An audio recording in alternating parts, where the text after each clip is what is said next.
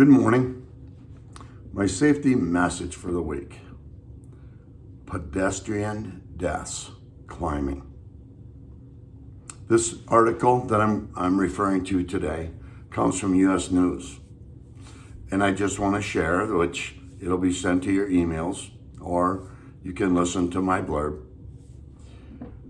It states, America roads are getting even more dangerous for pedestrians, the new study shows.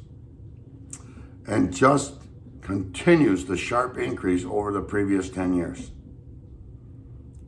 Researchers have noted there are over 3,400 pedestrian deaths in the first 6 months of 2021. 3,400. Just think of that. All right? If that's going to continue, which it may have, that means over 6,000 deaths. Put all those people out in a room and think of how many people are literally dying as pedestrians. And it was only 507 for the same period, but a year before. That is scary, folks. Like, really scary. So with that in mind, it states from the article that it's translated into just one pedestrian death per 100,000 people in the first 6 months, compared to 0.9 in both 2019 and 2020. Overall number of deaths rose from 4,457 in 2011 to 6,500 in 2020, a 46% increase. We need to be aware. We need to know it. We need to pay close attention, and we need to understand where it's coming from. Speeding, impaired, distracted driving, other dangerous drivers' behaviors remain at an unacceptable high level.